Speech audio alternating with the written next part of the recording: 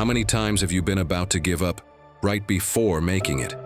Most people fail not because they lack talent, but because they lack discipline. Because the truth is this: without discipline, your dreams mean nothing. You can have the best plan, the best intentions, but if you can't stay firm when everything inside you wants to quit, you're lost. The world doesn't belong to those who wish, it belongs to those who act. In this video, you're going to learn how to build unbreakable discipline through the power of Stoicism. Yes, that ancient philosophy that helped warriors, emperors, and wise men stay strong in the face of chaos can help you become the kind of person who can achieve anything. Because discipline isn't something you're born with. It's a daily decision, a way of life. And the Stoics knew exactly how to master impulse, discouragement, laziness. Today I'll show you the key principles you need to start using right now to stop sabotaging yourself. Focus with laser precision and move forward with determination toward the life you deserve. Be honest. How many times have you said, "I'll start tomorrow," knowing that tomorrow never comes? If you're tired of putting your life on hold, this channel is for you. Subscribe, become a member, and start building the discipline that's going to change everything. And tell me in the comments, what's that one thing you know you should do, but always leave for later? Ready to stop delaying your life? Let's get to it. Teaching number 1. Your destiny begins where your excuse ends. I want you to picture yourself in a very specific moment, one that Marcus Aurelius would have understood better than anyone. You're not on a battlefield or in the middle of an imperial crisis. You're in your everyday life, standing in front of a seemingly small decision, to do something you said you would do, or justify why today isn't the day either. That moment is more important than you think, because it's where your destiny either begins or gets put on hold. Marcus Aurelius would reflect on those moments every night, asking himself if he had lived according to the man he wanted to be. Not if the day had been easy or hard, and if he, ruling an empire in chaos, could manage not to make excuses, then why do we, with far less pressure and far more resources, hide behind excuses every single day? Ask yourself this honestly. What story do you tell yourself when you choose not to take a step you know matters? Maybe it's tiredness, lack of time, mental overload, or something that sounds more modern like, "Now's not the right time for me." What's interesting is that a lot of these excuses actually sound responsible, even mature. But deep down, they work the same way they always have. They let you avoid the small effort that would bring you closer to the life you say you want. Epictetus talked exactly about this when he insisted on drawing a clear line between what depends on you and what doesn't. When you say, "I can't," most of the time you're talking about something that does depend on you. You're just phrasing it in a way that makes it sound inevitable. I want you to look at yourself differently, not with criticism, but with clarity. Think about a goal you've been putting off for a while: working out, reading, starting a business, studying, saving money, having that important conversation. You don't need to think about the entire process. Just think of the first step you never take, or that you take once, and then stop. When that moment to act arrives, what do you tell yourself to avoid doing it? Everyone has their go-to lines, but they all do the same thing. They give you immediate relief and long-term consequences. That instant relief is exactly what the Stoics saw as a trap for the soul, choosing comfort now and paying the price later. Let me suggest something. Don't picture someone else getting stuck. Picture yourself exactly as you are today, saying over and over again, "I'll start tomorrow. When I have more energy, when I'm less stressed, when things are clearer." Days go by and there's no big disaster shaking you up, no tragedy, no crisis. Just a quiet buildup of delays pulling you further and further away from your destiny, without you even noticing. Marcus Aurelius said we should stop wasting time debating what it means to be a good person, and just be one. But we often do the opposite. We talk about what our life will look like once we get going, but we avoid making a move. One of the most dangerous things about modern excuses is that they've become more sophisticated. We used to say, "I'm lazy." Now we say, I need to be emotionally ready to start. And yes, taking care of your mental health does matter a lot, but it can also become a hiding place for avoiding discomfort. The Stoics didn't wait to feel good to act. They used what they felt as part of their training. Epictetus lived as a slave and still trained his mind in the present, without waiting for ideal conditions.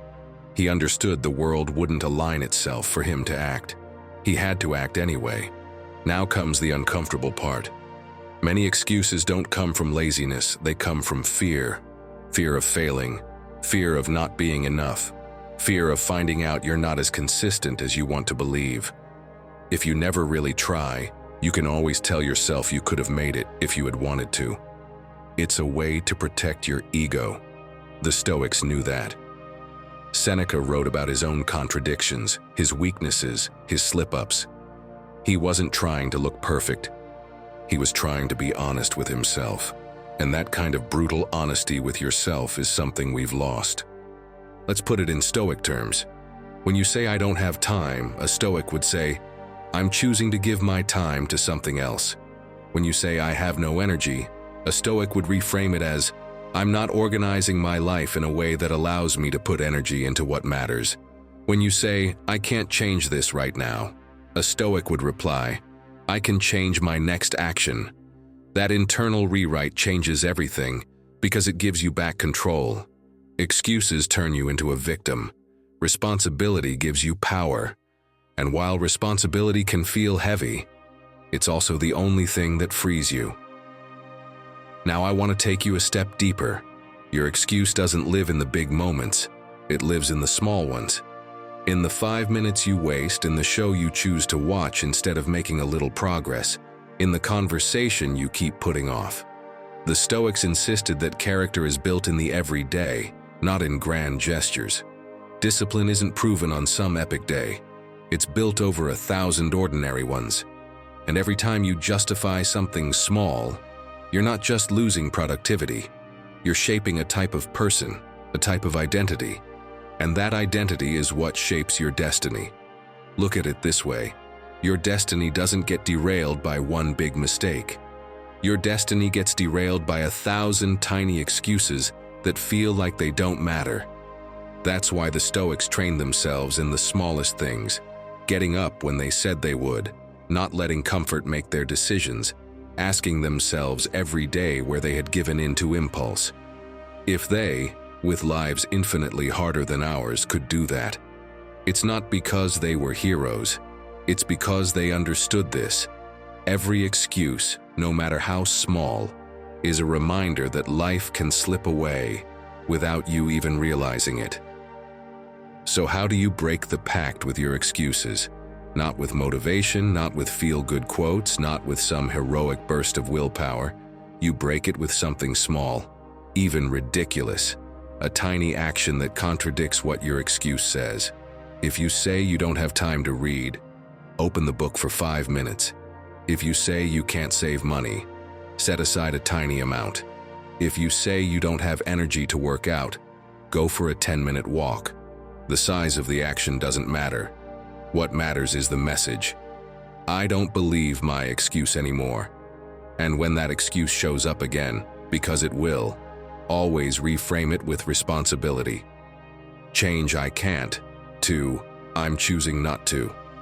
Change I'm not lucky to I haven't created the conditions for opportunity to find me. Change my job doesn't leave me any time to I've organized my life in a way that gives all my time to my job. That sentence stings, yes, but it also reveals where you can change your life. Epictetus said that no one can hurt you as much as you can hurt yourself when you deceive yourself. And that's exactly what excuses do. They give you permission not to move forward. When you don't face them, your destiny stalls. When you face them head on and act anyway, even just a little, your destiny begins to move. Your destiny doesn't depend on talent or luck or that perfect moment that never comes. It depends on discipline. And discipline begins the moment you stop justifying yourself. That day when you tell yourself the truth without sugarcoating it. That day when you stop waiting to feel ready. That day when you take one small action that contradicts your excuse, that is the day your real focus begins. Because focusing on being disciplined isn't some pretty idea. It's an uncomfortable practice. It means choosing action over intention, responsibility over complaining, integrity over instant relief. And every time you do that, even in the smallest ways, you're training the muscle that moves your life more than any motivation ever will. Your ability to act even when you don't feel like it. Marcus Aurelius knew it. Epictetus lived it. Seneca said it over and over again. Your destiny starts within, not out there. Second teaching, don't wait to feel like it to do what needs to be done. Picture Epictetus getting up early on a cold morning. He knows the day ahead will be harsh. There will be humiliation, pain, moments when his status as a slave will remind him how little control he has over his life. And yet, he sticks to his mental training routine, not because he felt like it, not because he was feeling inspired, but because he had decided the kind of man he wanted to be. And that man didn't negotiate with feelings. But now I want you to picture something different. Not Epictetus rising early, but you opening your eyes on a cold morning. You're still half asleep, your body's still heavy, begging for 5 more minutes, and that voice inside your head is already whispering, "It's fine if I leave it for tomorrow." That moment, that small crossroads, is exactly where the Stoics set themselves apart from the rest of the world. Because they didn't rely on motivation, they relied on discipline. And it's only when you understand that difference that you begin to see why the world always ends up in the hands of those who act without waiting to feel ready. Epictetus, from his most vulnerable position, woke up many days with life stacked against him. He didn't control his status, his surroundings, or the harshness of the day ahead. But he did control one thing: his next action. He didn't get up because he felt like it. He got up because he had chosen to be the kind of man who rises even when he doesn't want to.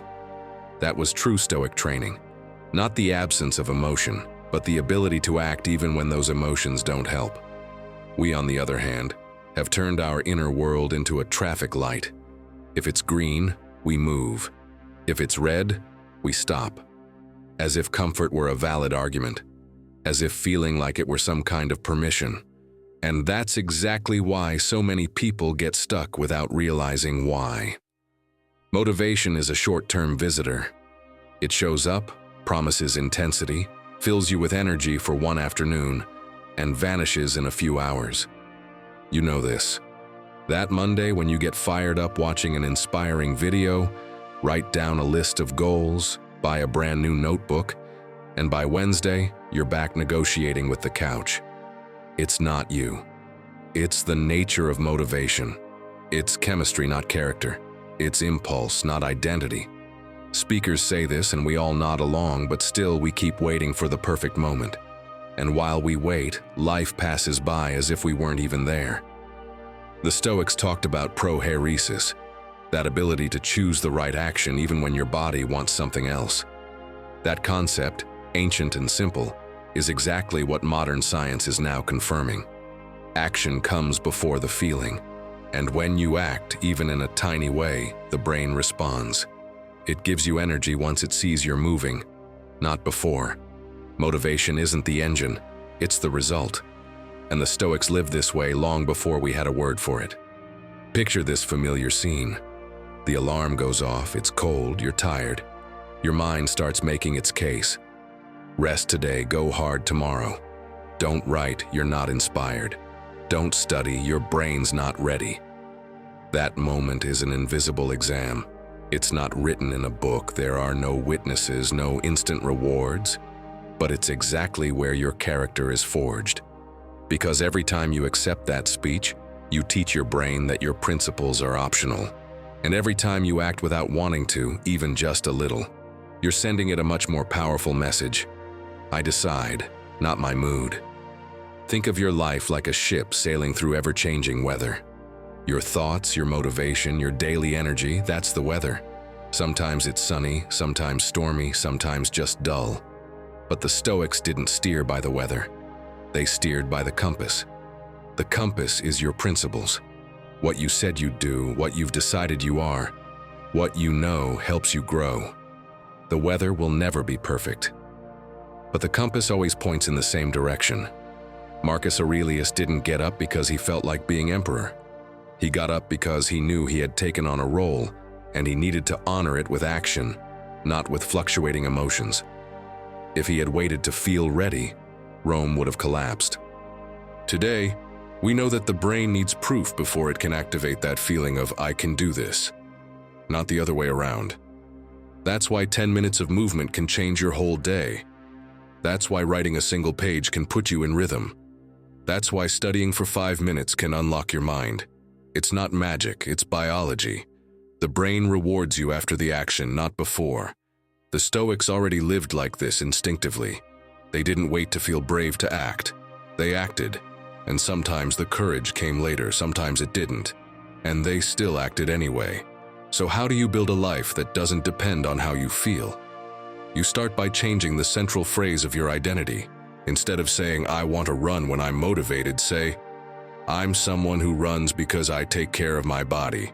Instead of saying, "I want to be productive when I'm inspired," say, "I'm someone who works even without inspiration." That's the difference between a desire and a principle.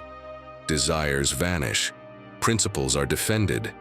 Make agreements with yourself that don't depend on the emotional weather of the day.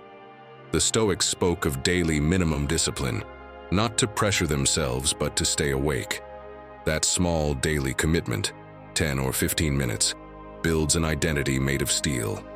And when the thought comes up, "I don't feel like it," ask yourself a question most people avoid, because it strips away the excuses. Which version of myself do I want to see in action today? The one that gives in to comfort, or the one that keeps its word? Ask this once, and watch how your self-perception shifts at the end of the day. Self-esteem isn't born on the days you're inspired. It's born on the days you do the right thing without being inspired. Those are the days you're proud of for years.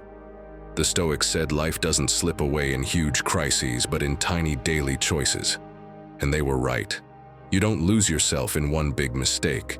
You lose yourself in thousands of small, not todays. Thousands of little deals you make with comfort. Thousands of times you let your inner weather decide instead of your compass. And this brings us back to the heart of this video. The world doesn't belong to those who feel like it. The world belongs to those who act, even when they don't. The world opens up for those who move while others are waiting for motivation.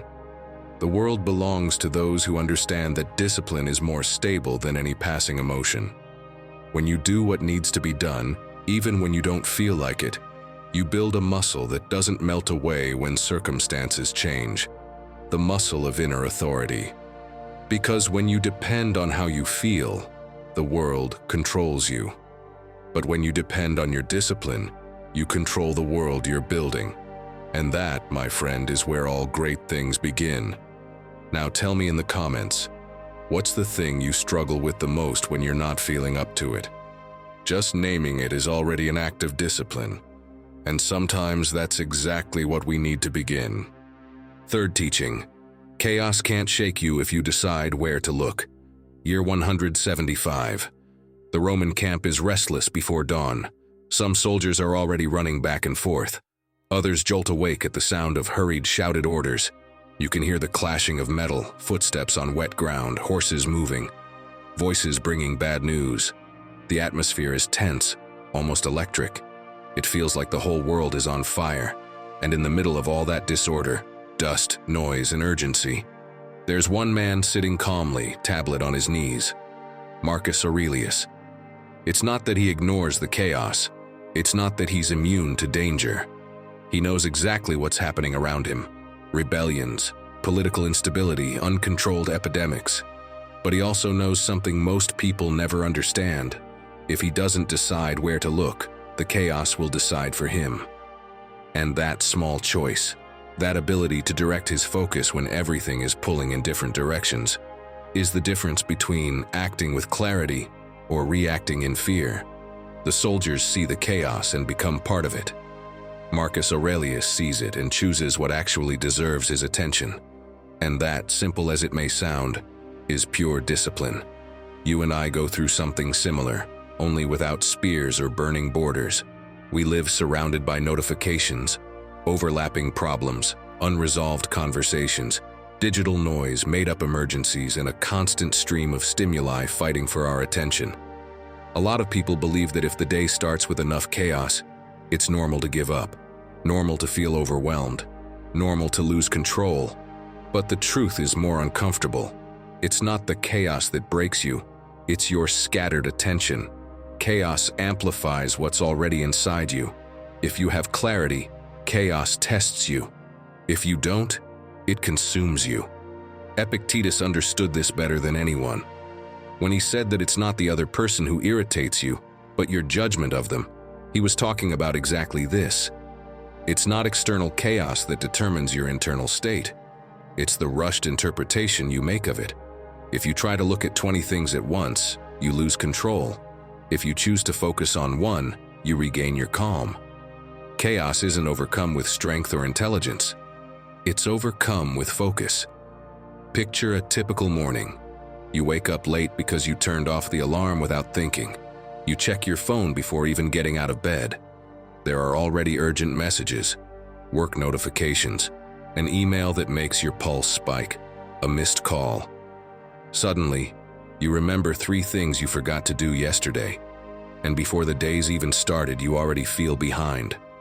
Not because life is especially cruel, but because your attention is bouncing like a ball in a tiny room. You jump into the shower thinking about the email. You'll get out thinking about the call. You eat breakfast while replying to messages. You try to solve one problem while answering another. And after an hour, you haven't made any real progress. You're already exhausted. And worst of all, you think that's normal. You think the chaos has run you over. When in reality, you invited it to take the wheel. Your focus is scattered. And when your attention is divided, so are you. It's no coincidence that a day like that ends with a feeling of burnout, wasted time, mental overload. It's not that you did too much. It's that you tried to do everything at once. You had your eyes on 20 different directions. You tried to control what's out of your hands and reacted to everything instead of acting on something specific. That's the true source of stress. Not the number of problems, but the lack of focus. Now imagine a photographer standing in a crowded plaza, people moving everywhere, lights changing, noise coming from all directions. He doesn't waste time trying to stop the crowd. He doesn't try to control every external movement. He couldn't even if he wanted to. But he does get to decide one thing that no one else can do for him. What comes out clearly in his photo? The moment he focuses on a face, a figure, a single expression, everything else, without disappearing, loses power. It no longer dominates the scene. It no longer defines the outcome. It's still there, yes, but in the background. That's what focus does. It doesn't erase the chaos, it repositions it. It doesn't eliminate the noise, but it stops the noise from ruling over you. It doesn't control the world, but it does control how you see it. That choice, small but decisive, is exactly what the Stoics taught, because they lived surrounded by real problems, not just theoretical ones. Seneca, for example, wrote above the noise of Roman public baths, people yelling, banging on walls, vendors shouting, the constant soundtrack of Roman life. And yet he wrote, not because the noise vanished, but because he learned not to give it all his mental space. He discovered that discipline also means deciding what to ignore. Your mind doesn't collapse because there's chaos. It collapses because it tries to digest all of it at once. You want to respond to everything, understand everything, anticipate everything. Your attention spills like water on a sloped floor. And when everything seems urgent, nothing truly is. The person living with anxiety doesn't always have more problems, just more open tabs in their mind. The person living with calm doesn't necessarily have an easier life. They just know how to choose their next step and what can wait. Modern science calls this cognitive overload, but in Stoic terms, it's simply lack of decision, lack of mental discipline, lack of a clear internal compass. Marcus Aurelius had one. Not because he was perfect, but because he trained himself to focus on what truly mattered. He had wars, betrayals, plagues, political chaos pressing in on all sides, and still, his question was always the same. What can I do right now? Not tomorrow, not in 10 years. Right now. Now imagine applying that to your real day. Instead of slipping into automatic reaction mode, you choose a steady point to fix your gaze. One task, one gesture, one priority. Imagine how freeing that would be. The chaos would still be there, messages, noise, tension, unexpected problems, but you would have an anchor, something to hold on to while everything else moves. That's discipline, not just acting when it's time, but knowing where to look when everything else pulls at you. Try it the next time your day feels like it's falling apart. Don't try to put out every fire. Don't try to fix the entire world before breakfast. Choose one thing, just one. One clear action that depends on you. You don't have to save the empire like Marcus Aurelius, but you can save your entire day if you decide where to look.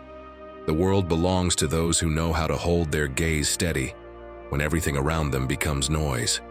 Discipline isn't just about waking up early, working hard, or sticking to habits. It's about training your focus so the chaos doesn't choose for you. Because that's the truth. If you don't choose your focus, chaos will. And chaos always picks what's loudest, not what matters most. That's why so many people are exhausted without moving forward. The Stoics weren't obsessed with productivity. They were selective. They chose what deserved their energy. They chose their next action. They chose what to ignore. They weren't scattered. They were decided. And that's one of the deepest forms of discipline. Discipline isn't doing a lot. It's knowing what to do and holding on to that choice without letting everything else pull you away. Marcus Aurelius wrote through crises that would have broken most people's minds. He wrote because he needed to remind himself of what truly mattered. Because he knew his mind was the only space that truly belonged to him. Because he understood that the chaos couldn't make choices for him. His meditations aren't the writings of an emperor. They're the training journal of a man fighting to keep his focus where it truly matters. You may not have a Roman border to defend, but you do have your life, your routine, your decisions, your attention. And that attention, well trained, turns you into someone who doesn't fall apart at the first sign of noise. When you choose where to look, every problem feels a bit smaller, every urgency less dramatic, every day more manageable. The chaos doesn't disappear, but it stops moving you. Because you're the one who decides. Fourth teaching. Don't turn one step into your final goal. There's something curious about the way we make progress. We celebrate the first step as if it were the last, not because we're naive, but because our mind works that way. It looks for relief, for that feeling that we've already done enough. But to really understand why this holds us back, I want you to start this section by visualizing a very specific, almost cinematic scene, one that could be anyone's story. Picture someone sitting at their computer in the middle of the night, surrounded by empty coffee cups, eyes glowing with that strange mix of exhaustion and excitement. They've just finished writing the first chapter of the book they've always dreamed of. They reread it. They get emotional. That electric feeling kicks in, the one that shows up when you finally start something important after putting it off for weeks, months, even years. That first step, the one that felt impossible. They celebrate it, share it with friends, get flooded with congratulations and messages of support. And in that moment, something deceives them. They feel like they're already a writer. They feel like they've arrived. I'll continue tomorrow, they say, full of hope. But that tomorrow never comes. Days go by, weeks, months. The file with that first chapter turns into a kind of silent relic. Still there, untouched, waiting for company that never comes. And every time they open the folder, they feel a mix of pride and shame. Pride for having started. Shame for not continuing. And maybe even they don't understand why it's so hard to sit back down and write.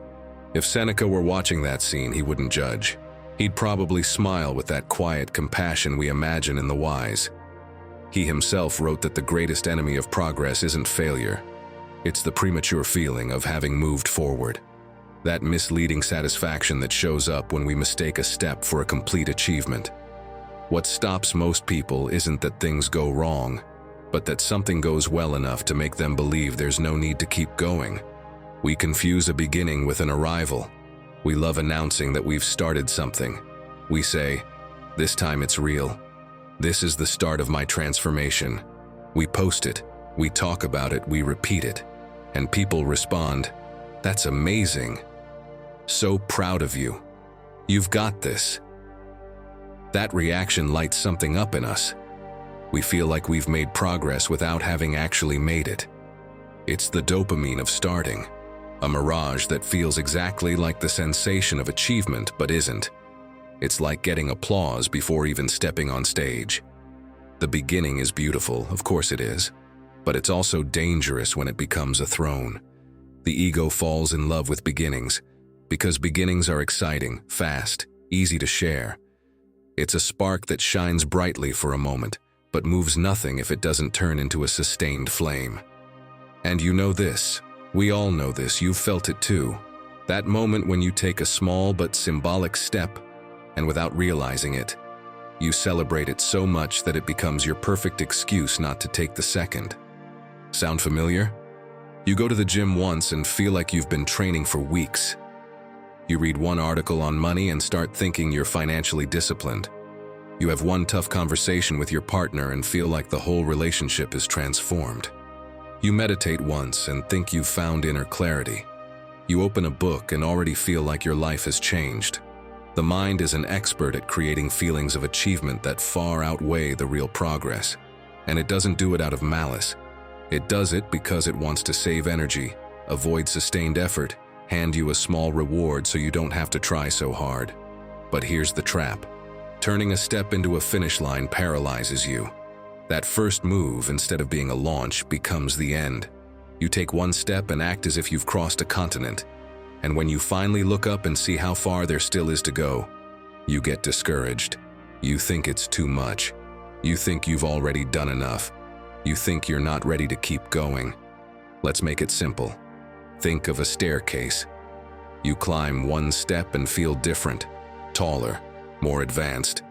But you're still just as far from the top floor. The mistake isn't taking the step. The mistake is sitting on it like you've arrived. That's what we do when we treat a beginning as if it were a final achievement. That's what happens when we feel more satisfaction from starting than from continuing. Marcus Aurelius understood this perfectly. If you read his Meditations, you'll never find a line that says, "I've reached wisdom." What you'll find is a constant inner struggle to keep improving. Every night, he would review his day, not to congratulate himself, but to find where he could still grow. For him, virtue wasn't a final goal, it was a daily practice, an identity built with each action, not a single moment. Now let's walk into a different scene, an internal dialogue, like a short film playing in your mind. Imagine 3 versions of yourself in the same mental room. Your disciplined self says, "You were supposed to study today." Your excited self replies, "But I opened the book, that's already a win." And then your stoic self walks in, channeling Epictetus, and asks, "So what now? You gonna build a temple because you read the index?" The tone is ironic, but the lesson is serious. The mind wants to turn small gestures into full victories to avoid moving forward. It's trying to protect you from effort, uncertainty, fatigue. But in doing so, it robs you of the life you could be building. That's why something happens that we all recognize. You start saving 20 euros and instantly relax. You lose half a kilo and already feel like an athlete. You make one kind gesture and think you've fixed a relationship. You meditate for 5 minutes and believe you understand your mind. You read one chapter and feel like you've transformed. The step isn't the problem. The step is necessary. The problem is turning that step into a pedestal. A step should be an invitation, not a conclusion. And here's the most important lesson of this point. A step has no value on its own. Its value comes when it's followed by another, and another, and another. Transformation doesn't happen in a moment, it happens in a direction.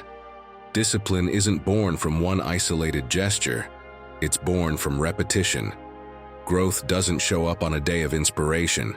It shows up after many days without emotion, but with commitment. Consistency transforms what the first step merely starts. The Stoics had an unspoken rule. Don't let a good beginning become a break. The beginning gives you momentum, but if you stop to admire it for too long, that momentum fades, and getting going again becomes 1,000 times harder. Most people think destiny is a glorious instant, a finish line, a moment when everything clicks. That moment does exist, but it's not your destiny. It's just a fleeting view on the path. Real destiny is the direction you hold on to.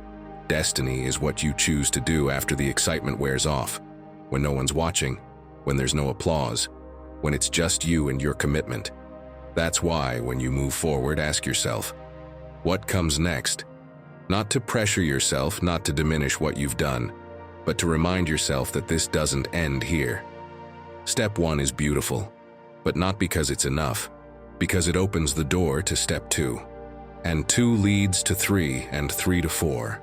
That's the chain of progress, the chain that builds identity, direction, and destiny. Celebrate your first step, absolutely. Acknowledge its importance. Be grateful for the momentum, but don't sit on it. Don't build a house on the first stair. Don't turn a gesture into a grand conclusion. Don't confuse progress with arrival. Always remember, true destiny isn't reached by celebrating beginnings, but by sustaining movement. Because your destiny isn't in that first chapter, it's in everything you write after it. 5th teaching. What's hard today is what sets you free tomorrow. Sit with me for a second and let's be honest. What makes you uncomfortable today? What feels heavy? What feels like a sacrifice? One day will be what makes you free. I know that right now it feels like a burden, it slows you down, or maybe it just seems like too much. But Marcus Aurelius said it clearly, without sugarcoating it. Don't avoid what needs to be done. Whatever it is, it makes you stronger. And he didn't say that from a place of comfort. He said it from endless military campaigns, freezing nights, and decisions that could cost him his life. He said it because he had understood a simple truth. The effort that feels hardest today is usually the one that sets you free tomorrow. There are 2 kinds of effort. The first kind wears you out, the kind you repeat without meaning, like pushing a boulder you know will just roll back down. That effort only drains you. But then there's another kind of effort, the one that changes your life, the one that hurts at first, that feels like too much, that makes you question everything. But once you do it, it opens a door that never closes again. It's like an old rusty key.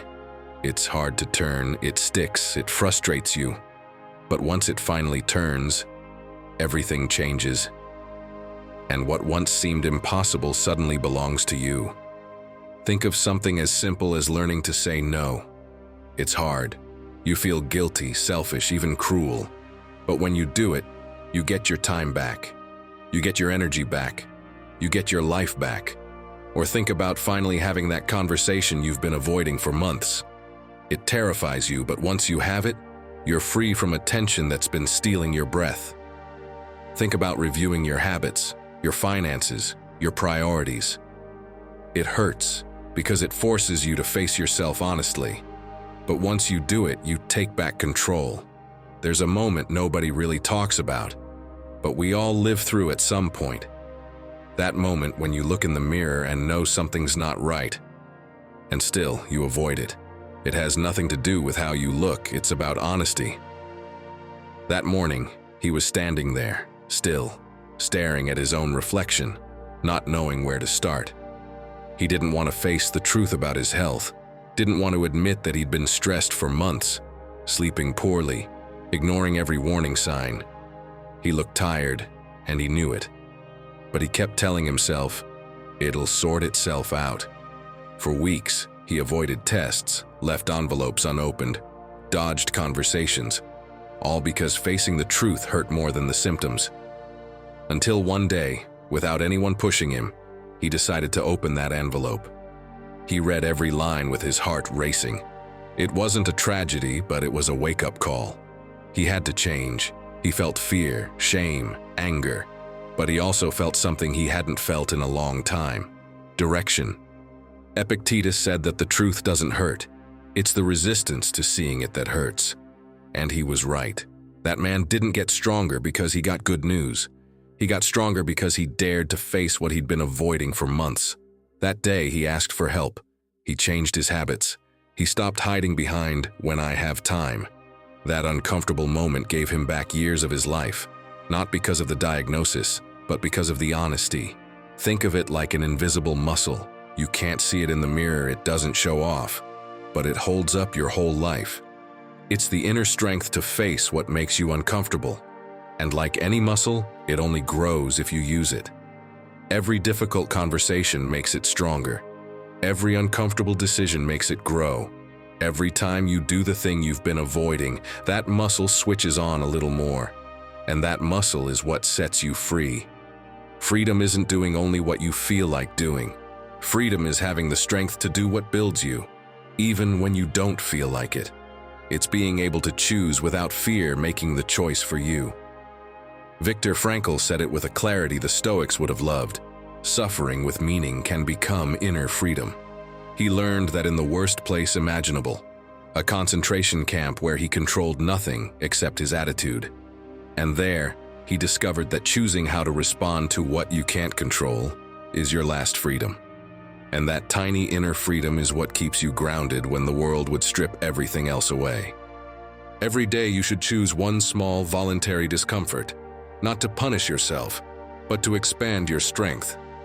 Today, it might be sending that message you've been putting off.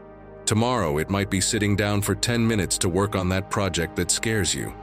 The next day, maybe it's saying what you really think instead of hiding behind, "It's fine." These are small discomforts, yes, but each one pulls you further away from the version of you that runs, and closer to the version that builds. There's one question you should ask yourself every time effort feels hard. Is this draining me or transforming me? Because not all pain is useful. Some pain just wears you out, like chasing someone else's expectations. But some pain shapes you.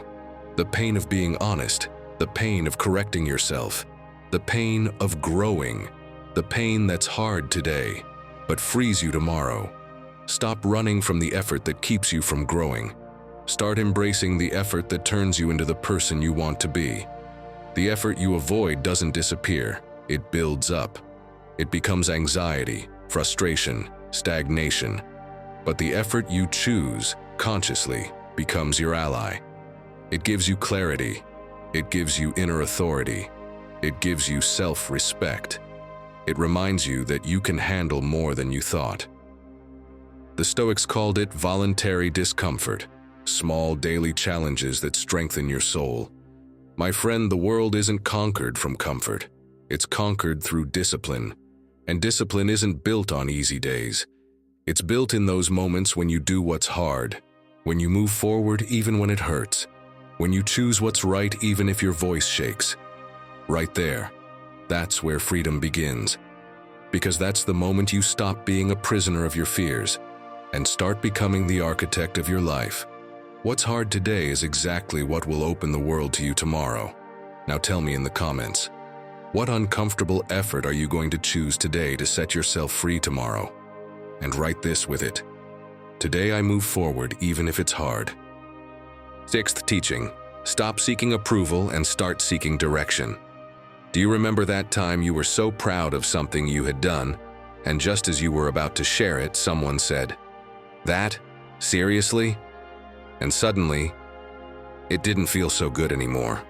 All the enthusiasm you felt disappeared in a second. Your confidence turned into doubt, and you started to question whether it was even worth it. Marcus Aurelius used to say that there's no favorable wind for the one who doesn't know where they're going. And in that moment, you let the wind be someone else's opinion. You let a comment, a look, a shrug decide the value of what you had created. And the worst part is, that person probably didn't even mean any harm. Maybe they were just having a bad day. Maybe it was their own insecurity speaking. But you gave them the power to redirect your path. We live surrounded by metrics, likes, views, comments, reactions, constant approval from others. And without realizing it, we've turned our self-worth into something that depends on numbers on a screen. You could be inspired, glowing, feeling great about yourself, and it all collapses because some stranger left a sad emoji, or because your post didn't get as many likes as you hoped, or because someone didn't reply with the enthusiasm you expected. It's absurd when you think about it calmly, but in the moment, it hurts. For the Stoics, handing your emotional state over to someone else's judgment was like giving a stranger the keys to your house. Why the hell would you do that? Why would you let someone else decide whether your day is good or bad? And yet, we do it constantly asking, will they like this? Will they think well of me? Will they see me the way I want to be seen? And in that process, we lose sight of the only question that actually matters. Does this bring me closer to the person I want to become? Picture this like a real scene. Epictetus is teaching, speaking with that intensity he was known for, explaining principles of inner freedom to a group of students. And one of them laughs. Not with him, at him, because he finds it ironic that a former slave would talk with such authority about freedom, that someone who once belonged to another would dare to teach about self-mastery. Epictetus pauses, looks at him and says calmly, "Your opinion doesn't change my duty." He doesn't defend himself. He doesn't justify himself. He doesn't try to convince anyone. He simply recognizes that the student's opinion is irrelevant to his purpose. He knows where he's going.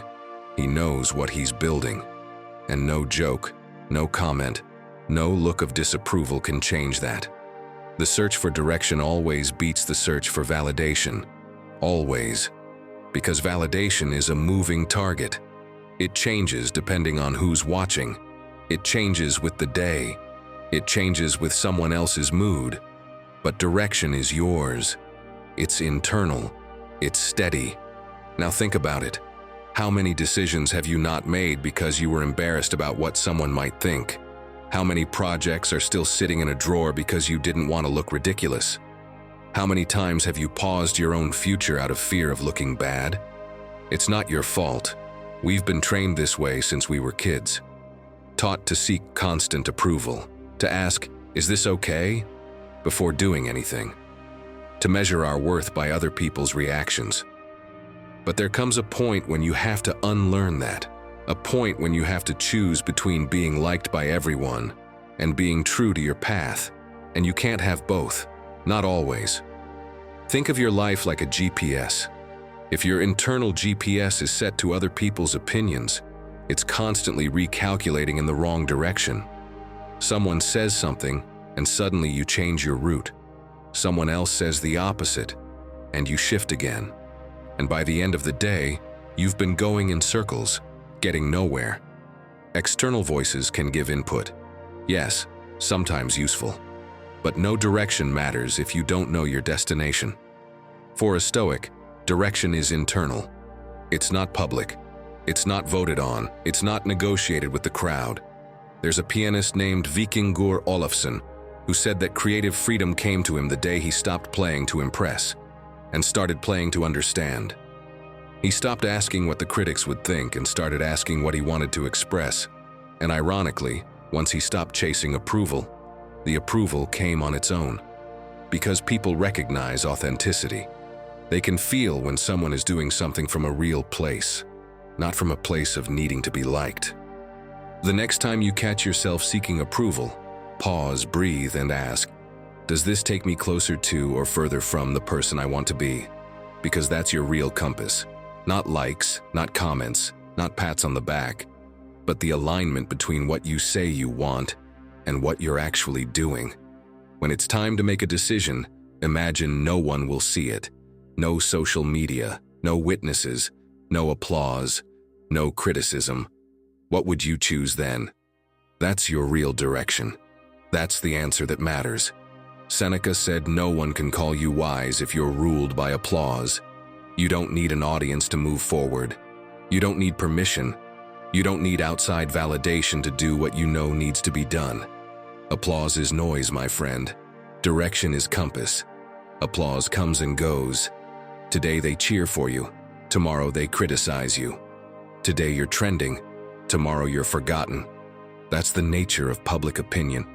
It's volatile, it shifts, it's unstable. But your direction, it can be solid. It can be the thing you lean on when everything else shakes. It can be the backbone of your life. Your destiny isn't reached by being applauded. It's reached by being consistent. It's reached by doing, day after day, what you said you'd do, even when no one is watching, even when no one congratulates you, even when they criticize you for it. Stop chasing approval. Start chasing direction. The world doesn't need you to please everyone. You can't please everyone anyway. It's mathematically impossible. There will always be someone who doesn't think you're enough. Always someone with something to say. What the world does need is someone who's loyal to the path they say they believe in. Someone who doesn't change course every time someone raises an eyebrow. Someone who doesn't stop just because someone else doesn't get it. Because your path is yours, and the future you're building doesn't need anyone else's signature. Seventh teaching. What's hard is almost always what's right. They say there were two paths in front of a young apprentice. One was smooth, well-lit, and full of people moving forward effortlessly. The other was steep, rocky, and silent.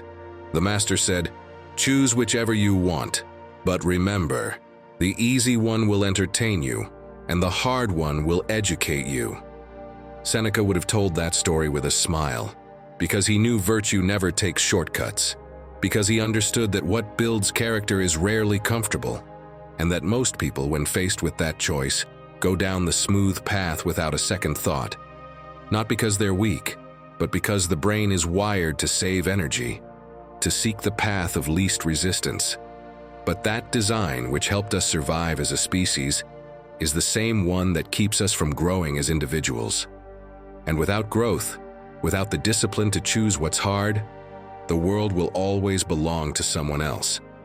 What's easy usually gives you fast pleasure and slow consequences, like those decisions that feel like relief in the moment but complicate your life later.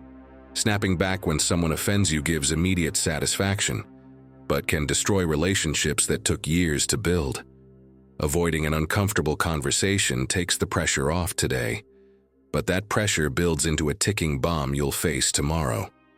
Procrastinating on important decisions keeps you in your comfort zone, but that comfort is a prison disguised as a couch. Choosing distraction over reflection entertains you, but keeps you skimming the surface of your own life. None of these actions are bad in themselves. The problem starts when they become habit, when your automatic response to any discomfort is to run toward the easy way out, because the easy road never warns you when you're getting lost. It never says, "Hey, you've been going in circles for years." It keeps you entertained, busy, comfortable, while the world gets claimed by those who did choose the hard road, step by step. Epictetus didn't seek suffering. He sought clarity. He knew that hardship polishes character the same way friction polishes stone. Without resistance, without pressure, without difficulty, there's no transformation, only repetition. If you had told him you just wanted a more comfortable life, he probably would have offered you a chair with a knowing smile, and then sent you right back to your inner work. Because he understood that constant comfort doesn't create strong people, it creates fragile ones. People who collapse at the first sign of real challenge because they never trained for it. Chosen difficulty, conscious, voluntary hardship, is training. It prepares you for the involuntary difficulty life will always throw your way. Always. And when it comes, the difference between the person who breaks and the one who holds steady lies in how disciplined they were in choosing discomfort when they still had the choice. Because being disciplined doesn't mean doing the right thing when it's easy. It means doing it precisely when it's hard. Imagine there's something you know you need to say, but you also know that one sentence could change everything. A relationship, your job, the way people see you. Doing the right thing weighs on you, makes you uncomfortable, keeps you second-guessing for days. You run it through your mind, looking for ways to avoid it, soften it, delay it. The easy thing is to stay silent. Keep the peace. Don't make waves. And for a while it works. But ease always sends a bill. That bill shows up as resentment, frustration, or a version of yourself that keeps drifting further from who you want to be. Doing the right thing won't give you instant peace, but it does bring peace eventually. The kind that lets you look in the mirror and recognize yourself. The kind that comes from knowing you acted according to your principles, even when it cost you. The kind of calm that belongs to someone who's focused on being disciplined, even when no one's watching. And that discipline, repeated day after day, is what opens the world to you. Think about water. Still water becomes stagnant. It collects algae, bacteria, foul smells. It rots because it doesn't move. But flowing water, no matter how many rocks it hits, no matter how hard the path, is alive, clear, fresh. What's hard moves you, what's easy traps you, and stagnation doesn't hurt at first. That's why it's so dangerous. You get used to it. You become part of the swamp without noticing, until one day you wake up and wonder how you got there, how you let your life become a stuck version of what it could have been. Meanwhile, other people chose the hard road. They disciplined themselves, they moved, and now the world is theirs. Choreographer Wayne McGregor once said that creativity begins the moment you feel a little afraid. That when the easy part ends, something real begins, something honest, something that isn't copied from anyone else. What's hard isn't an obstacle on your path. It's a signpost, a signal that you've stepped into new territory, that you're stretching, that you're growing. And growth, by definition, is uncomfortable. It's breaking out of the shell that's too small for you. If it doesn't hurt a little, you're probably not growing. You're just spinning in place, and whoever stays in the same place will never see the world open up to them. When something feels too easy, ask yourself, is this sustaining me or holding me back? Because some easy things are good. Sleeping well is easy when you set yourself up for it. Breathing is easy, but other easy things are traps. Staying in a job you hate but know well, that's easy. Keeping shallow relationships, that's easy. Living without questioning anything, that's easy. And that kind of ease is costing you your chance to own your life. When something feels hard, ask yourself if it's helping you grow, my friend. And if the answer is yes, then it's almost certainly your path. Not the path social media wants to sell you, not the one others expect from you, but your real path, the one you were meant to walk, even if no one else gets it. Choose one meaningful discomfort every day, not to suffer, not to prove anything to anyone, but to remind yourself who you are, to remind yourself that you're disciplined, that you're not a slave to your comfort zone. What's hard makes you uncomfortable, but it also brings order. It forces you to prioritize, to focus, to draw on strength you didn't know you had. What's easy may calm you, but it weakens you. It slowly steals your strength, so gradually you don't notice it, until one day you try to do something hard and realize you no longer can. Marcus Aurelius said that the action you fear is often the one that's meant for you. That conversation you keep avoiding, that project that scares you, that decision that could change everything. If it scares you, it's probably because it matters, because it carries real weight. And things that carry real consequences are the only ones that are truly worth it. Everything else is noise, distraction, just passing time without really living it. The world will rarely be yours if you only ever choose the easy road. You might walk it to the end, only to find there's nothing there waiting for you. Just more of the same, more comfort, more entertainment, more ease, but no transformation. You're going to conquer the world on the hard path, the one that makes you doubt, the one that challenges you, the one that demands more than you think you can give. And right there, at the edge, where everything in you wants to quit, that's where you'll meet yourself. That's where you'll find out what you're really made of. Not in theory, not in your good intentions, but in practice. In that exact moment when what's hard looks you in the eye and asks, are you going to keep going, or are you going to give up? And every time you keep going, every time you choose the hard thing over the easy one, every time you stay focused on being disciplined, even when no one applauds, you're building the version of yourself that can take the world. Eighth teaching: if you don't love the process, the destination will stay out of reach. Let me ask you an uncomfortable question. If someone took away the final reward of what you're pursuing, would you still do it?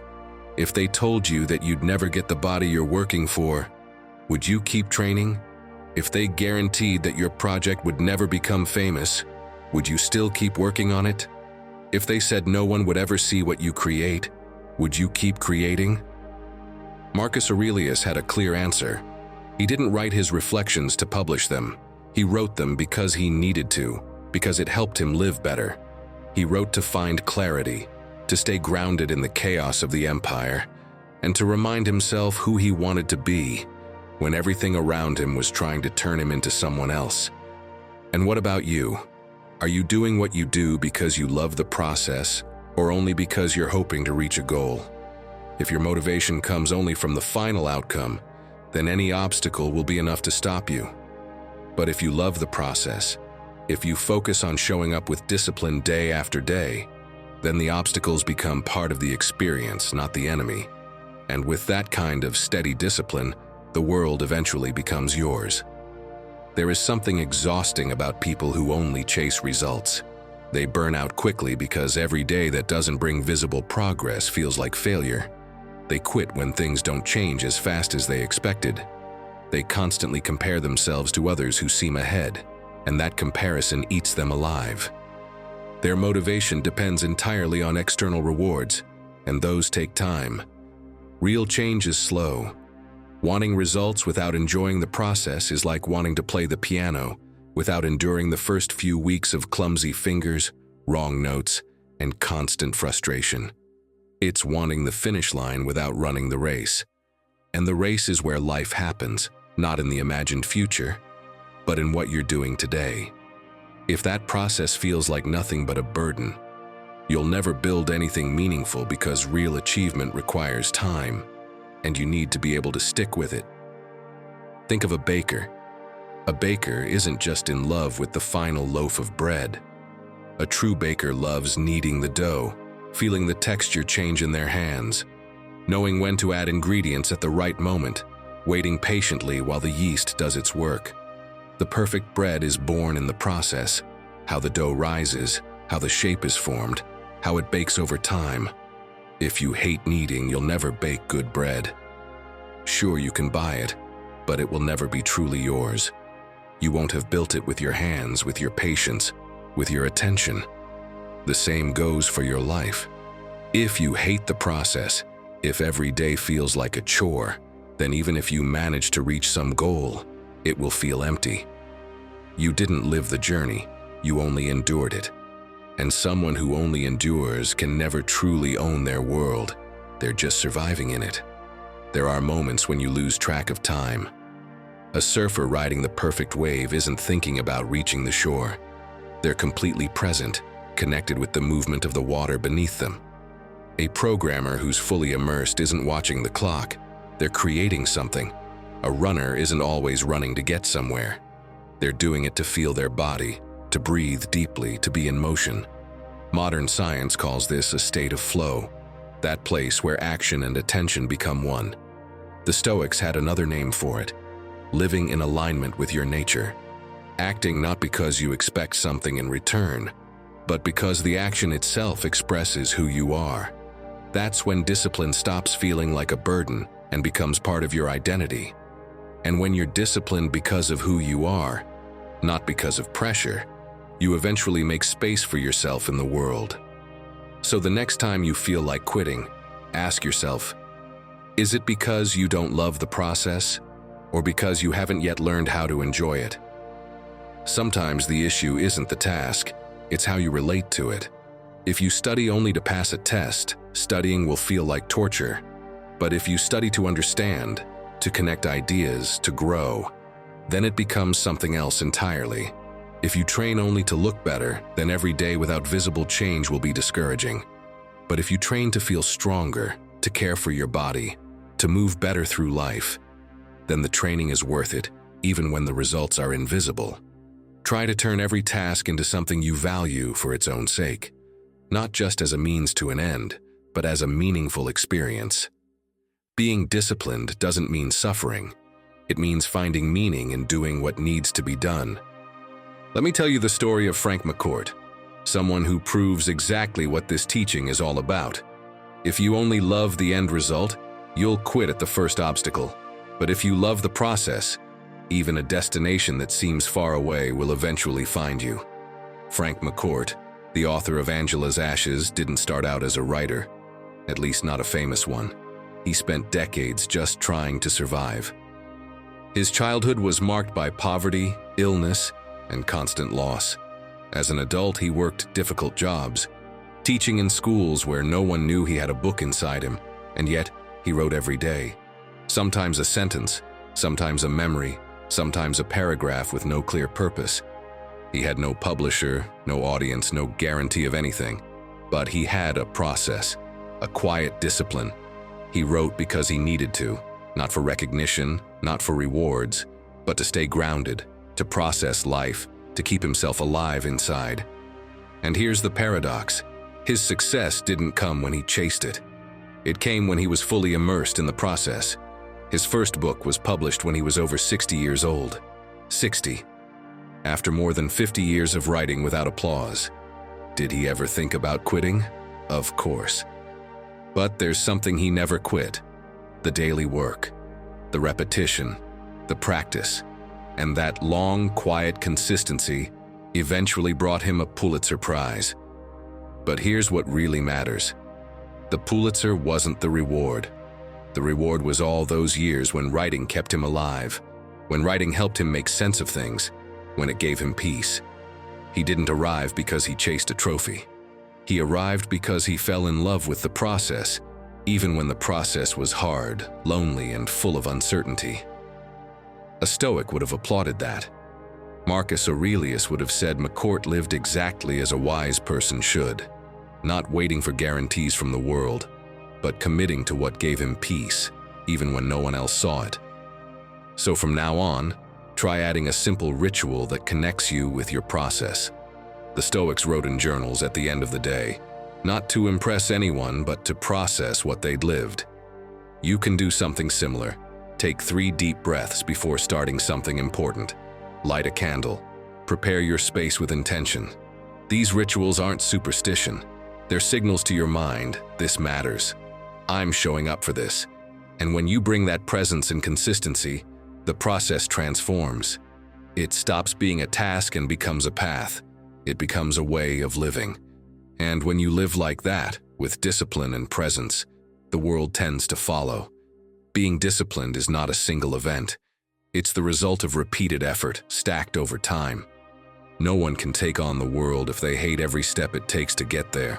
You can force yourself for a while, sure, but eventually you'll burn out or quit. The only way to stay on a long path is to learn how to enjoy it. Not every moment, not constant happiness, but a deep sense of meaning in the walk itself.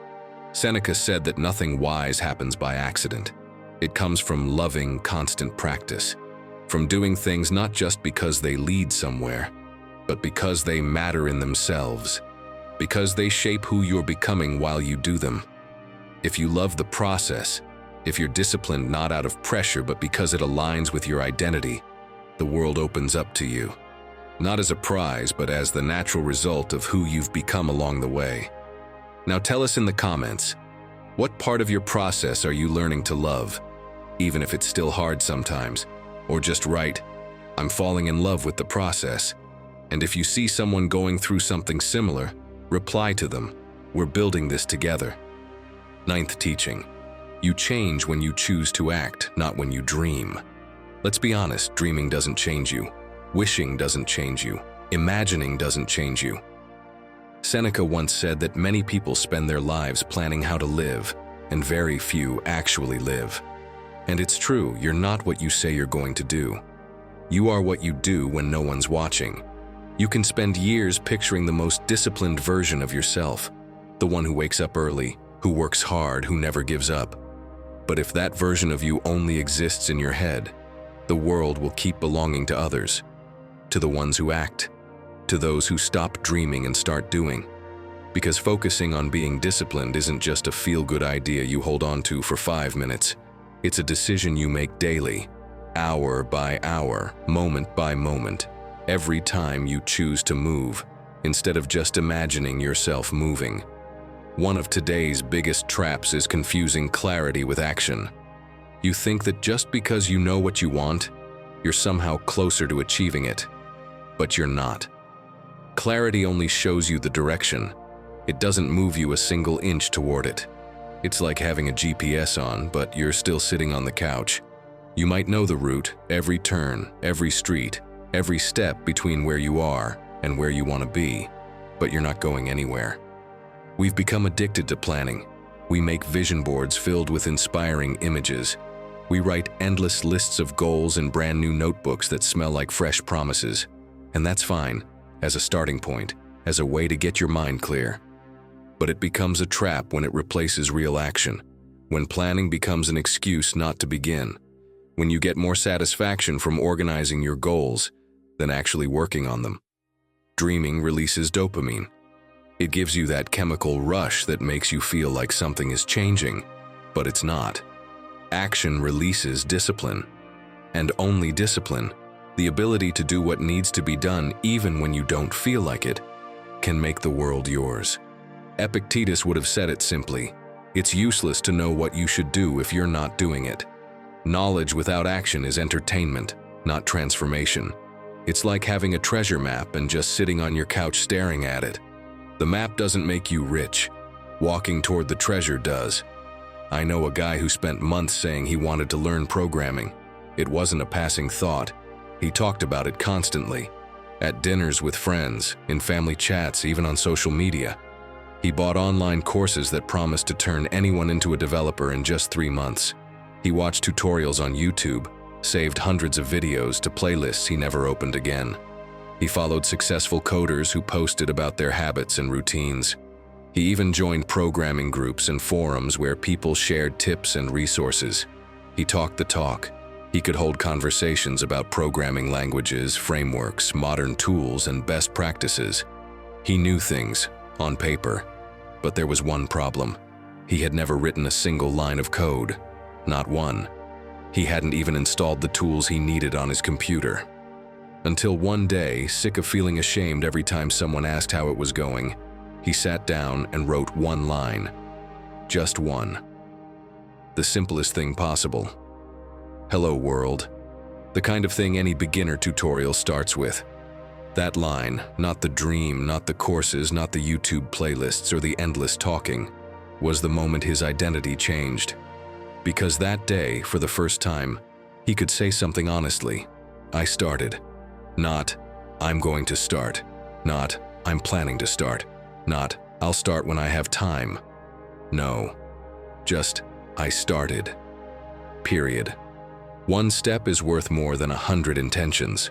And that tiny step, no matter how small it may seem, is the line that separates someone who only wants to be disciplined from someone who's actually working on it. Think of it like a light switch. Dreaming is like turning on a flashlight and shining it toward the future. You light up what could be, what you'd love to achieve, who you might become. And sure, that's useful. You need a direction to move in. Without direction, action is just random effort. But acting is like turning on the light in the room you're in now. That's a huge difference. The flashlight only shows imagined paths, distant ideas, blurry possibilities. The room light shows what's real right now, where you are, what you can touch, what you can change. Only action changes your environment. Only action moves you from the room of dreams to the room of reality. You can dream about being disciplined for years. You can visualize yourself waking up early, working hard, overcoming obstacles. But one single day of actual discipline, a day when you get up even though you didn't feel like it, is more powerful than all of those dreams combined. Not the intention, not the plan, the act, the decision followed by movement. So next time you say, I want to change, pause for a second and ask yourself something uncomfortable. What have I done today to prove that? Not tomorrow when I feel better. Not Monday when the week resets. Today. Now. In the past 24 hours. Because if there's nothing, if there's not even one concrete action backing up that desire, then the hard truth is you don't really want to change. You want the feeling of wanting to change. That feeling is safe. It's comforting. It lets you feel good about yourself without actually doing the hard work. It lets you believe you're full of potential, full of dreams, and maybe you are. But potential without action is just a fancy excuse for staying where you are. Marcus Aurelius would tell you something simple but life-changing. The right action in this moment is enough. Don't wait for perfect conditions. Don't wait to feel ready, or for things to be ideal. They won't be. You'll never be fully prepared. Act now with what you've got, from where you are. Because the world doesn't belong to those who wait. It belongs to those who act in the imperfect moment and make it work. Before you dream big, act small. Dreams inspire you, yes. They give you vision, help you look beyond your current limits. But action reshapes you. Action builds something inside you. It proves you're not just words and promises, but someone real, someone capable. And that proof doesn't come from mantras in the mirror or Pinterest boards full of quotes. It comes from doing something your past self didn't do, from breaking a pattern, from making a different choice when you could have chosen the same one again. Don't use your dream as an anesthetic. Don't use it to fall asleep at night comforted by the thought that someday everything will be different, while doing nothing today. Use your dream as direction, as a compass. Then walk toward it. Take a step, then another, because if you don't act today, you won't be different tomorrow. You'll just be one day older and more frustrated, one day further from the version of yourself you say you want to be. For the Stoics, character is built through repeated action, not lofty aspirations. It doesn't matter how much you want to be brave if you never act with courage when you're scared. It doesn't matter how much you want to be disciplined if you keep giving in to laziness, distraction, and comfort. Your identity isn't what you say you are when someone asks. It's not what you write in your social media bio. It's not who you imagine yourself to be when you're watching motivational videos on Sunday night. Your identity is what you do when no one's watching, when there are no likes, no validation, no praise. It's who you are at 6 a.m. on a Tuesday when everything in you wants to stay in bed, but you get up anyway. It's who you are when you choose to do something uncomfortable, even when no one would know if you skipped it. Epictetus said it best. First, decide who you want to be. Then, do what you must. First comes clarity. Yes, that part matters. But right after that comes action. No long pause, no negotiation, no waiting for motivation or perfect timing. Your life doesn't respond to dreams. It doesn't care about good intentions or neat plans in pretty notebooks. It responds to decisions. It responds to what you do on Monday when no one applauds you. It responds to the accumulation of small, invisible actions, the ones that slowly, quietly define who you are becoming. So stop imagining a different version of yourself and start behaving like them. That's where everything changes. Not in the moment of revelation, not during the rush of inspiration, not when you write your goals with excitement. It changes when you act like the person you want to be, even if you don't feel like them yet, even if it feels like you're pretending. Because at the beginning, we're all pretending. The difference is, some people pretend long enough for it to become real. Focusing on being disciplined means taking disciplined action, even when everything in you wants to do the opposite. And every time you do that, every time you act instead of dream, the world opens up a little more for you. Because the world doesn't reward good intentions. It doesn't care what you meant to do. It cares about what you actually did. And only when you put action on the table does the world begin to be yours. 10th teaching. Your path is not to be compared. It's to be built. You've probably experienced this. You open social media for just 5 minutes, maybe to check something quickly. And 30 minutes later, you feel like your life is 2 years behind. You see someone launching their third business, while you're still trying to figure out how to start your first. You see someone in peak physical shape, chiseled abs, boundless energy, while you've gone 3 weeks without training and eating poorly. You see someone traveling the world, sharing amazing experiences, while you're stuck in the same routine, in the same city with the same problems.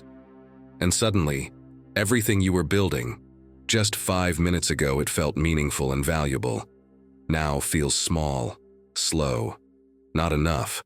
Marcus Aurelius would probably have a heart attack if he saw how easy it is to compare yourself today.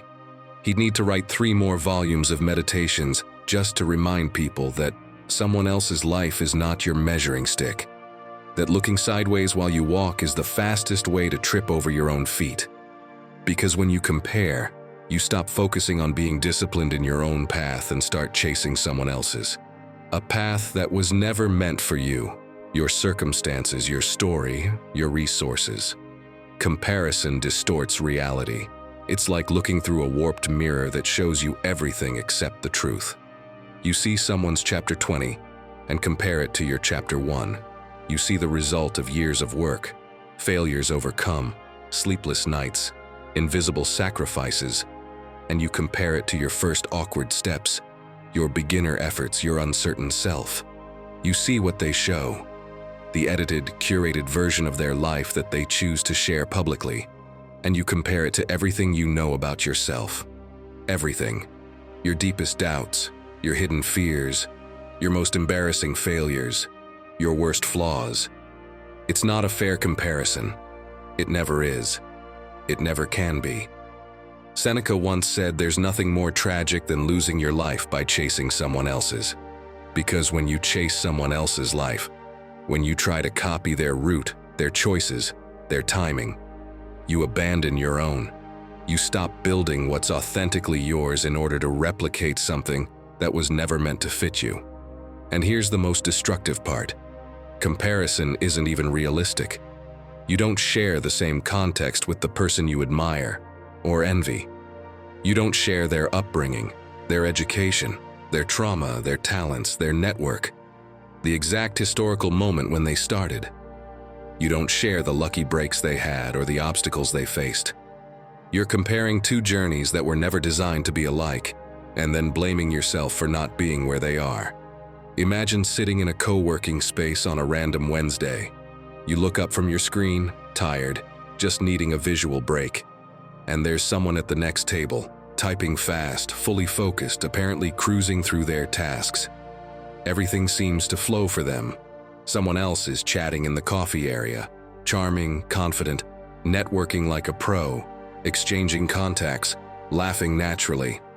Another person is on a video call, clearly closing a big deal, thumbs up as they end the call. Success is written all over them. And you slip into I'm a mess mode.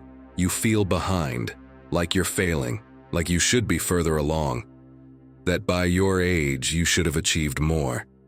But you don't see their anxiety at night. You don't see their stress, their sleepless hours, the debts they're carrying. You don't see the personal struggles, the relationships falling apart, the silent crises they're trying to survive.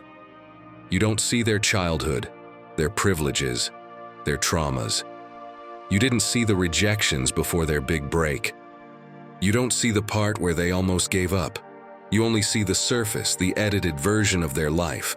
And you compare that to your depth, everything you know about yourself, the good, the bad, the visible, and the invisible. The Stoics understood something fundamental. You can only evaluate accurately what's within your control. And someone else's life, their circumstances, decisions, or context never falls into that category. The only thing you actually control is your own path, your own choices, your own pace, your own effort. Every minute you spend comparing is energy lost, energy you could use to build something that actually matters, your own progress. Think of it this way. It's like you have a map that leads to a destination designed only for you, a place no one else can reach, because it was created for your exact traits, your strengths, your limits, your history. Everyone has a different map, different destinations. Some paths are steep but short. Others are long but full of beautiful views. Some go through deserts, others through forests, others through cities. No 2 maps are alike, because no 2 lives are alike. Comparing is like using someone else's map to reach a place that doesn't even exist on your route. Of course you feel lost. Of course it doesn't work. But that doesn't mean you're lost. It just means you're using the wrong map. And your own? It's folded in your pocket, waiting for you to open it. As long as you're staring at someone else's path, trying to follow their steps, You'll never get where you're meant to go. The world can be yours, but only if you walk your path, not someone else's, painted over your own. The Japanese writer Haruki Murakami once said in an interview that he started running, not to compete, not to win races, not to impress anyone, but to keep his mind clear while writing novels. He needed that physical routine to make his creative mind work. And he said something simple, but deeply stoic. My only rival is me from yesterday. That's it. Not the runner beside him. Not the best-selling author. Not the award winner. Just yesterday's version of himself. Because the Stoics didn't believe in comparing themselves to others. They didn't waste energy measuring their progress against someone else's. They focused on surpassing themselves, on being a little better, stronger, wiser than the day before, not better than their neighbor, their co-worker, or that childhood friend who seems to have it all. Just better than yesterday's you. That's the only comparison that makes sense, the only one that builds you instead of tearing you down. Because when you compare yourself to others, you always lose. Always. There will always be someone further ahead in something, someone with more advantages, more luck, more talent. But when you compare yourself to yourself, every small step becomes a legitimate win. So the next time you catch yourself comparing, feeling that sting of envy or self-doubt, pause, breathe, and ask yourself, what part of my path am I neglecting while I stare at theirs? Because in the time you spend admiring someone else's journey, you could be taking a real step on your own. Pause, breathe, and come back to your map. Yours. The one with your name on it. Take one action that makes sense for you, in your life, with your circumstances, toward your goals. Not the ones you see on a screen, not someone else's version of success, but your own. And always remember this. What you admire in others is the visible result of thousands of invisible steps you didn't witness. You see the finish line and the applause, but not the years of quiet work. You see the success, but not the failures that came before. You see discipline and consistency, but not the times they fell and got up with no one watching, no one cheering. You're admiring a final result while comparing it to your current process. That comparison makes no mathematical or logical sense. Every time you compare, even for a few seconds, you abandon your path. You stop building to watch someone else build. And it seems harmless, but those seconds add up. They become minutes of scrolling, hours of silent envy, days lost watching other lives instead of building your own. Marcus Aurelius once wrote something we should all repeat each morning. Your duty is to be good, not to be better than your neighbor. Good by your own standards, by your own principles, by what you define, based on your values, your awareness, and your context, as a life well lived. Not by what others define, not by what earns applause, not by what looks good online. Comparison creates noise, constant inner noise that drowns out your own voice. But your real path, the one that belongs only to you, needs silence, needs focus, needs you to be present in your own steps, not constantly distracted by someone else's. Because being disciplined means putting your full attention on yourself, on what you can control, on what decisions you can make today, now, with what you've got. Your path doesn't need external applause to be valid. It doesn't need likes or public validation. It needs steps. Your steps. Steady, honest, repeated steps. And only you can take them. Not your idol, not your competition, not the person you admire online. You, with your limits, your gifts, your background, your unique life. When you finally focus on building your own path, when you commit to being disciplined in what's authentically yours, you stop needing to look at anyone else's. You're too busy moving forward, too busy building something real, too busy becoming someone who can take the world, not because they're better than others, but because they've been radically loyal to their own journey. 11th reminder, your decisions move your life more than your motivation. Dear me, I'm writing to you from 10 years ahead. Seneca once said that time is the one possession we can never recover. And now I understand that better than you do. I'm not here to convince you of anything. I'm not here to give you advice you didn't ask for or to brag about what I've achieved or failed to achieve. I'm just here to remind you of something you forgot too many times, something that could have saved you years of confusion and frustration. Your life changed the day you decided to do the right thing, not the day you felt motivated. I remember clearly how you believed you needed to feel inspired to act. You waited for that magical moment when everything would align, when your energy was high, your mood was perfect, and your circumstances felt right. That moment never came. Or it did, but it lasted 2 hours and left you exactly where you were. What really changed everything were the decisions you made on the gray days, the dull ones, the days when you felt absolutely nothing but exhaustion. That's where you built the life I'm living now. Motivation is smoke. It looks solid when you first see it. It feels like something you can grasp. But when you reach for it, it slips right through your fingers. It's a fleeting emotion, tied to things outside your control. How much sleep you got, what you ate, what video you watched before bed, whether the day is sunny or overcast. Marcus Aurelius wrote in his personal notes that we must rise even when the body begs to stay in bed. He was running an empire. His choices affected millions. And still, he had mornings where everything in him wanted to rest, where his mind searched for excuses to delay. But he got up, not because he was motivated, but because he had already decided what kind of man he wanted to be. That decision, made in a moment of clarity, was stronger than any passing emotion. You can't build your future on something as unstable as your mood. That's like trying to build a house on quicksand. Some days the ground feels firm and you make progress. Other days it gives way beneath you and swallows everything. But decisions, real decisions, are rock.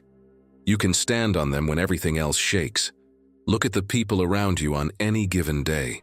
Most of them act out of impulse, not conscious choice. They get up if they feel like it. They work if they're inspired. They're kind if they're in a good mood. They're patient if nothing has annoyed them yet. They're like weather vanes, spinning in whatever emotional wind is blowing that day. But there's a small group, a visible minority, once you know what to look for, that live differently. They pause before they act. They check their direction, and then they choose, consciously.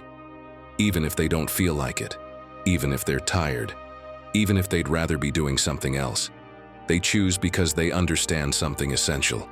Freedom lies in choice, not in impulse. Impulse is automatic reaction, but choice, that's power. And focusing on being disciplined means turning those conscious choices into a daily operating system until eventually they become part of who you are. I once knew a young man who said he was waiting to feel ready to start studying for a big exam. He talked about it for years. He kept telling himself that when he had more time, more energy, more clarity, he would finally begin. He bought the books. He put them on a shelf. Occasionally, he would glance at them, feeling a mix of guilt and hope, waiting for that wave of motivation strong enough to push him into action. 300 days passed. 300 days of mental preparation, of promises to himself. Until one day, without any special feeling, without any burst of energy, he sat down for 20 minutes. Just 20. Not because he felt ready, not because he felt capable, but because he was tired of waiting. That single day had more impact than the 300 days before it, because that day, he didn't act on motivation. He acted on decision. Epictetus said something that seems simple but changes everything. The first task of anyone who wants to grow is to distinguish between what they control and what they don't. You don't control your motivation. You don't control how you feel when you wake up. You don't control whether today you're in the mood or not, but you do control what you choose to do with the next 20 minutes. And that one decision, repeated day after day, regardless of how you feel, is what builds the world you want to live in. Choose to act especially when you don't want to. That's where character is tested. That's when you'll find out whether you're actually disciplined or just having a good week. Anyone can act when things are flowing, when momentum is on your side, When you're feeling pumped, that doesn't require discipline. It just means you're riding the wave. But when the excitement is gone, when everything in you is screaming to quit or procrastinate, when giving up would be easier, that's when real choice matters. Do one small thing that confirms your direction, even if it seems insignificant to others. It doesn't have to be big. What matters is that it's intentional, that it's a choice made against the pull of the moment. When in doubt between two paths, choose the one that gets you closer to the person you want to become, not the one that gives you temporary relief. Relief is the drug of a mind that doesn't want to change. The right decision is almost always the uncomfortable one in the short term. Don't wait to feel capable. You'll never fully feel ready before you start. Capability comes from doing, not from thinking. Your decisions will move your life forward on the days when motivation is asleep, when inspiration is on vacation, when the initial enthusiasm has evaporated, and believe me, it will evaporate. It always does. What's left after it's gone is the person you actually are. Signed, your future self, the one who stopped waiting, the one who realized the world doesn't belong to the motivated, but to the decided. To those who act not because they feel like it, but because they choose to. To those who focus on being disciplined without negotiating with their emotions of the day. Final key. Emotion doesn't rule. You decide what to do with it. Breathe. Before you make that impulsive decision, before you say what you're about to say, before you act on what your emotions are screaming at you to do, listen to something Marcus Aurelius wrote one night when he too felt overwhelmed by something he couldn't control. Your mind will take the shape of whatever you allow it to dwell on. Now look at yourself, with the emotion burning in your chest like it's a direct order from the universe, like you don't have a choice, like that anger, that frustration, that fear or anxiety you're feeling right now is a command you must obey. But it's not. It doesn't have to be. The emotion is real. Yes, it's valid. It's yours. But it is not a command. It's information. It's energy looking for an outlet. And you decide where that energy goes. That choice, that tiny space between what you feel and what you do, is where your freedom lives. It's where you find out whether you're disciplined or just a bundle of automatic reactions dressed up as personality. Picture this scene. A woman gets a message on her phone. She reads it, and something in that message sets her off. Maybe it's an unfair criticism. Maybe it's a false accusation. Maybe it's a passive-aggressive comment from someone who knows exactly where to twist the knife. The anger rises, hot, immediate, powerful. Her fingers are already flying over the keyboard, typing out a response that will shatter weeks of peace, burn a bridge, deliver some hard truths that can't be unsaid. The emotion demands action now. No time to think. Because thinking waters down rage, and rage wants to be pure, unfiltered, unrestrained. But something stops her.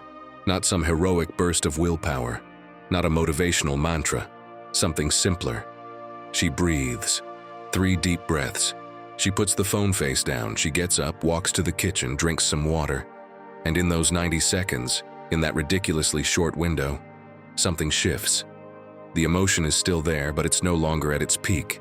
It's lost its urgency. And now she can choose. She can decide consciously how to respond, if she even wants to respond. Those 90 seconds changed her future. The Stoics practiced this constantly, the conscious pause before reaction. Not to suppress the emotion, but to avoid being enslaved by it. Every emotion works like a wave. It follows a predictable curve. It rises, hits a peak, holds for a few seconds, and then it falls. It always falls. The problem is that most people make decisions at the peak, when the emotion is most irrational, most overpowering. And decisions made at the peak are almost always bad ones. They're reactive, not reflective. They're vengeful, not wise. They're impulsive, not intentional. But if you wait, just 90 seconds, if you breathe, if you physically move from where you are, the emotion begins to subside. It doesn't disappear. It doesn't have to, but it loses its grip on your actions. Epictetus captured it with a clarity that could come from a modern neuroscientist. It's not what happens that upsets you, but what you think about what happens. The situation is neutral. It's your story about the situation that generates the emotion.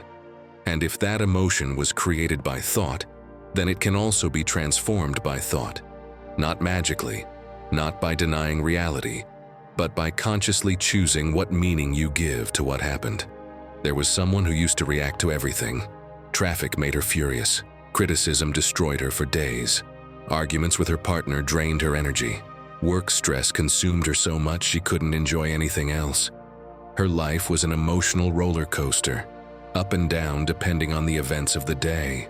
And she thought that was normal, that that's just how life is, that emotions are something that happen to you, and you just have to endure them.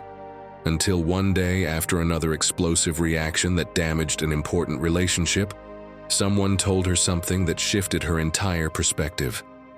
Emotion isn't a command, it's information.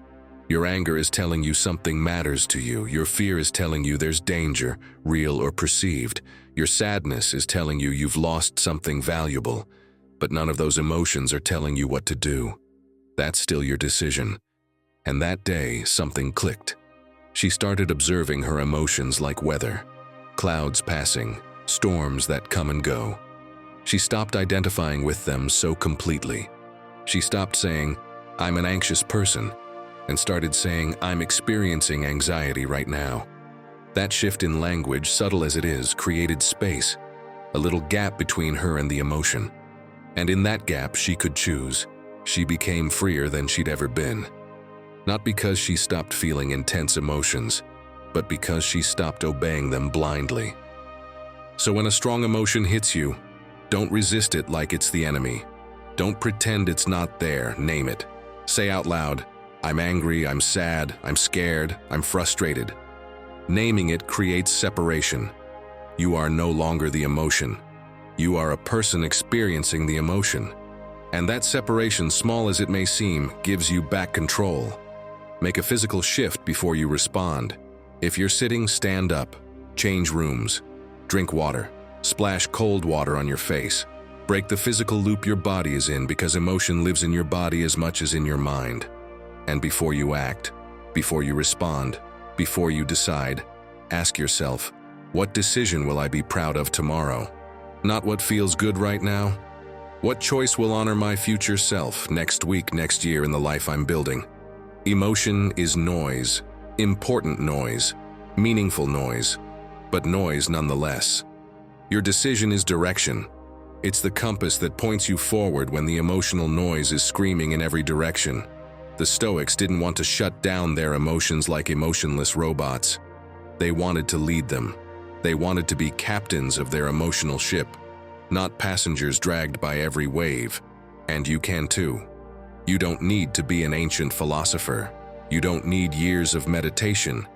You just need to understand this simple truth. The world is not built by what you feel. It's built by what you choose to do with what you feel. Focusing on being disciplined means choosing your actions even when your emotions beg you not to.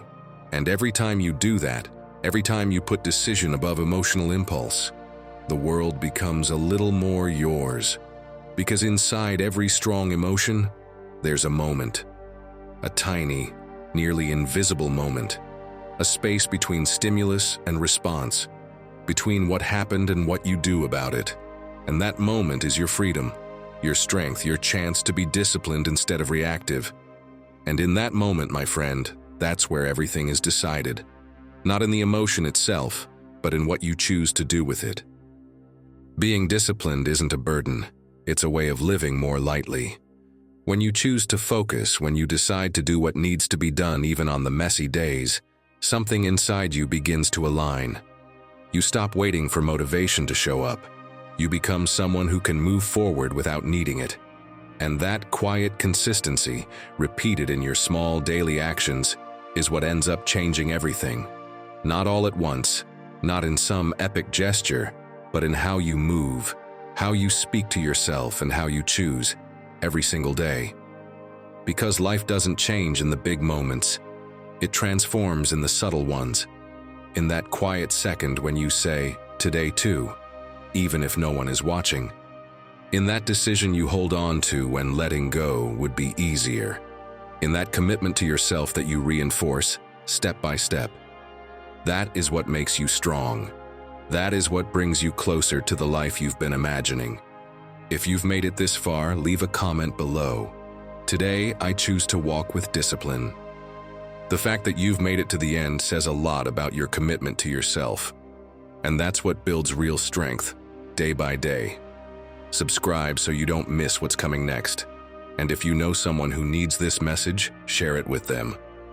Click the videos on screen and let's keep walking this path together.